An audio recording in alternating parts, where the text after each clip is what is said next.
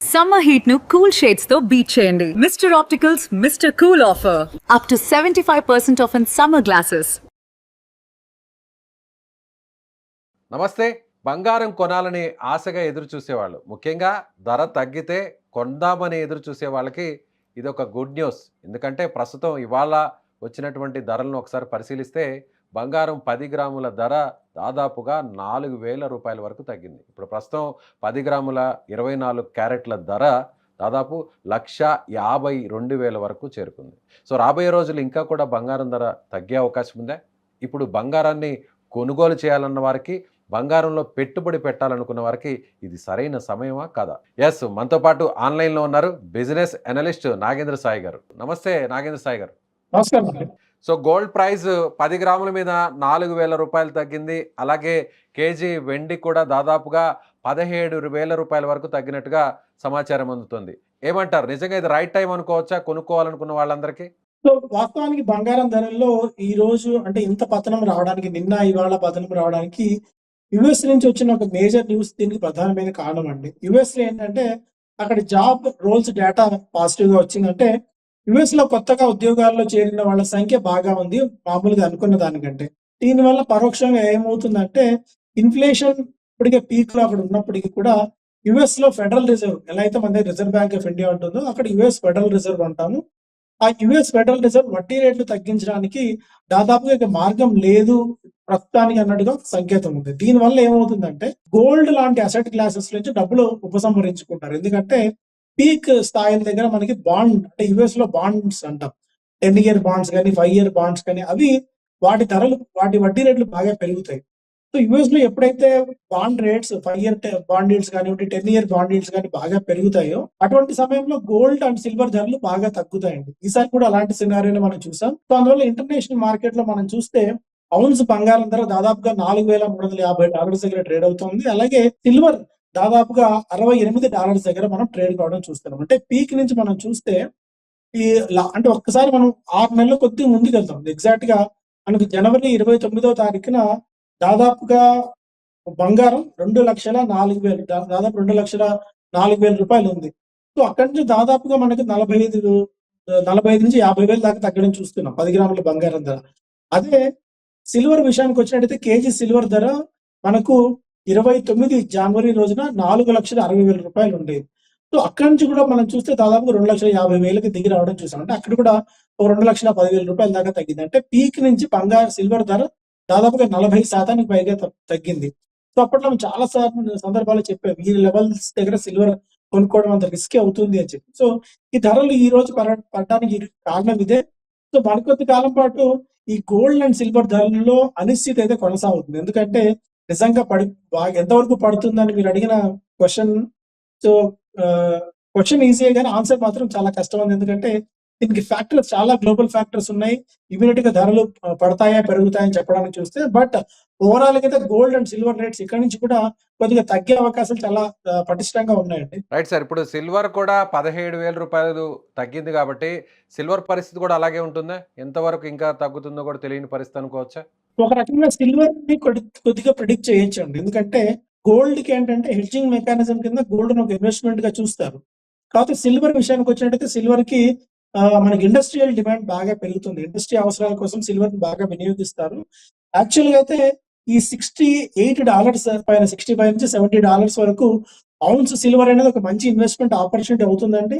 ఒకవేళ అంటే ఇప్పుడు మనకు పీక్ తగ్గింది కానీ ఒకవేళ అంటే ఇక్కడ నుంచి ఒక 10% మేర అంటే హార్డ్లీ ఒక 20,000-25,000 కానీ 30,000 కానీ సిల్వర్ లో ఏదైనా కరెక్షన్ వస్తే మేబీ ఈ పాయింట్ ఆఫ్ టైమ్ లో కూడా నేను అంటాను సిల్వర్ లో ఇన్వెస్ట్ చేసేందుకు ఒక మంచి ఆపర్చునిటీ అవుతుందేమో అని చెప్పి. అయితే ఇమీడియట్ గా ట్రేడింగ్ కోసం మీరు ఇన్వెస్ట్ చేస్తే మాత్రం ఇరుక్కుపోయే ప్రమాదం ఉంటుంది. లాంగ్ టర్మ్ కోసం అట్లీస్ట్ 3 నుంచి 5 సంవత్సరాల కాలంలో మీరు సిల్వర్ ని కనుక ఒక పెట్టుబడి సూత్రంగా, ఒక పెట్టుబడి సాధనంగా కనుక మీరు చూసినట్టయితే గోల్డ్ కంటే సిల్వర్ ఒక మంచి బెట్ అయ్యే ఛాన్సెస్ ఉన్నాయి. సో కొద్దిగా తగ్గితే మేబీ ఇక్కడ నుంచి ఒక 20,000 రూపాయల దగ్గర తగ్గితే కనుక సిల్వర్ మీరు ఖచ్చితంగా ఇన్వెస్ట్ చేసుకోవచ్చు అండి సిల్వర్ లో. రైట్. సో రాబోయే రోజుల్లో కూడా ఇంకా తగ్గుతుంది అని ఎదురు చూసే వాళ్ళకి సో కాస్త ఆగడం మంచిదంటారా? లేదంటే ప్రస్తుతం ఉన్నటువంటి ఈ ధరకైనా పర్లేదు కొనుక్కోవచ్చు అని సలహా ఏమన్నా ఇవ్వచ్చు అంటారా? సో ఇక్కడ నుంచి కొద్దిగా గోల్డ్ భారీగా పడుతుందని నేను చెప్పను గానీ, అంటే బాగా పీక్ నుంచి అయితే దాదాపు రూ. 60,000 దాకా కరెక్షన్ అయితే చూసాం మనం. ఆ 10 గ్రాముల బంగారం ధర.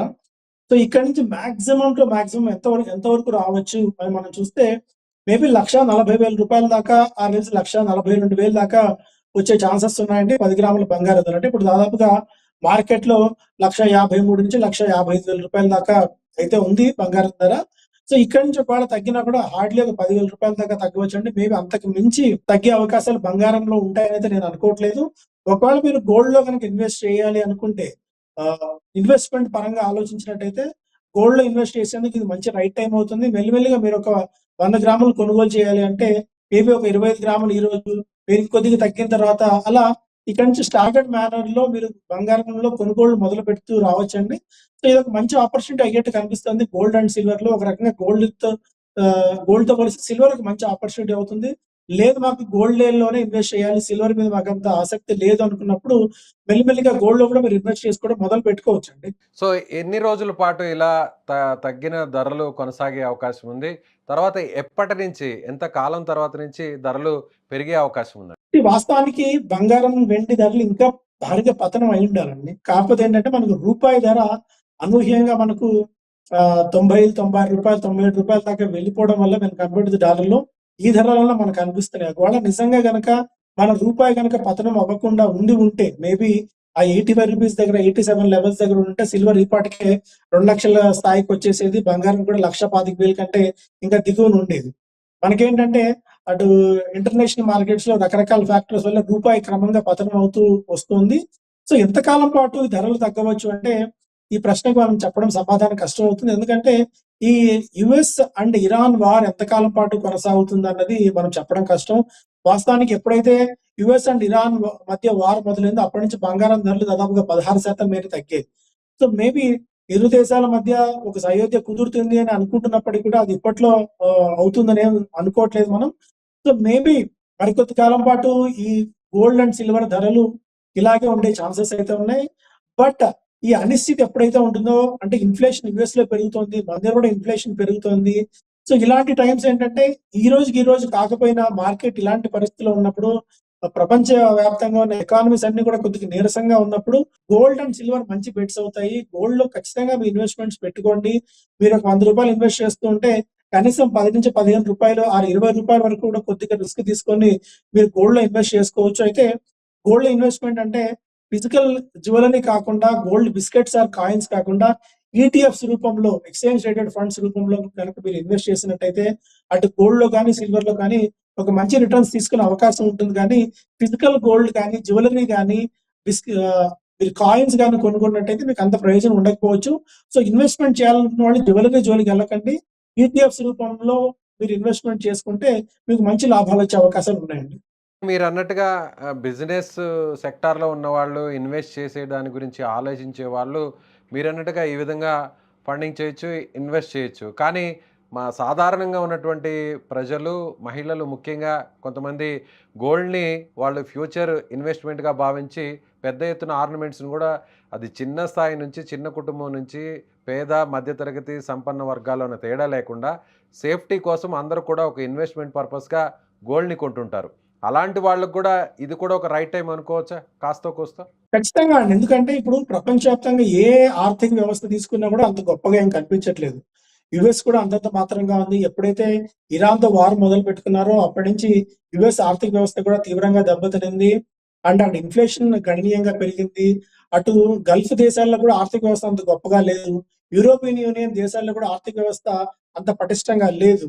కొద్దో గొప్పో మిగిలిన ప్రపంచవ్యాప్తంగా అన్ని దేశాలతో చూస్తే కనీసం 5.5-6% పైగా వృద్ధి రేటు సాధిస్తున్న దేశాల్లో ఇండియా ఒకటే కనిపిస్తుంది. మన తర్వాత చైనా ఉంది. కనీసం 4-4.5% వృద్ధి రేటు సాధిస్తున్న దేశాల జాబితా చూస్తే. సో, ఇలాంటి అనిశ్చిత వాతావరణంలో గోల్డ్ ధరలు పీక్ గానే ఉంటాయి. గోల్డ్ ధరలు మరింతగా పెరిగే అవకాశమే ఉంది. సో, మీరన్నారు మహిళలు గాని, చిన్న వాళ్ళు, చిన్న ఇన్వెస్టర్స్ ఎవరైనా ఉన్నప్పుడు గోల్డ్‌లో ఇన్వెస్ట్ చేయాలనుకున్నప్పుడు అసలు మనం ఇన్వెస్ట్‌మెంట్ ఎలా చూస్తున్నామా? లేదంటే మనం పర్సనల్ కన్సంప్షన్‌లా చూస్తున్నామా అన్న పాయింట్ మనం మైండ్‌లో పెట్టుకోవాలండి. ఒకవేళ నేను ఇన్వెస్ట్‌మెంట్‌లా చూస్తున్నాను అంటే మీరు ఎక్స్‌చేంజ్ ట్రేడెడ్ ఫండ్స్‌లో గాని, డిజిటల్ గోల్డ్‌లో గాని మీరు పెట్టాలి. లేదు నాకు ఫిజికల్ అవసరాలున్నాయి అంటే త్వరలో పెళ్లి ఉంది, ఏదో ఫంక్షన్ ఉంది. అలాంటి ఈవెంట్స్ ఉన్నప్పుడు మీరు ఫిజికల్ గోల్డ్ కొనాలి అనుకున్నప్పుడు దానికి వేరే మెథడాలజీ ఉంటుంది. సో, ఇన్వెస్ట్‌మెంట్ కోసమా? లేకుంటే పర్సనల్ కన్సంప్షన్ కోసమా? అన్న ఒక డిఫరెన్షియేషన్ మనం చేసుకోవాలి. ఒకవేళ ఇన్వెస్ట్‌మెంటే అని అనుకున్నప్పుడు మీరు డిజిటల్ గోల్డ్ గాని, ఎక్స్‌చేంజ్ ట్రేడెడ్ ఫండ్స్‌లో గాని ఇన్వెస్ట్‌మెంట్ మీరు చేసుకున్నప్పుడు మాత్రమే మీకు ప్రయోజనం దొరుకుతుంది. లేదు నాకు పర్సనల్ అవసరాలు ఉన్నాయనుకున్నప్పుడు నేను ఒకేసారి పెద్ద మొత్తంలో ఇన్వెస్ట్ చేయాలన్నప్పుడు కనీసం మీరు గ్రామ్‌లో గాని, గ్రామ్స్‌లో కాయిన్స్ కొనుగోలు చేయండి తప్ప ఒకేసారి మీరు ఎందుకు నేను చెప్తున్నానంటే అండి, మీరు ఏదైనా గోల్డ్ షాప్‌కి ఎళ్లారనుకోండి, ఒక జ్యువెలరీ ఒకటి మీరు తీసుకున్నారు. సో, మీరు దాని మీద ఒక 20-25% దాకా వీఏ అని చార్జ్ చేస్తారు. అంటే వాల్యూ అడిషన్ అంటారు. ఈ వాల్యూ అడిషన్ ఎందుకు? మీకు మేకింగ్ చార్జెస్ అని గాని, తరుగు మజూరీ గాని వీటన్నిటిని గూడా దాని కింద వస్తాయి.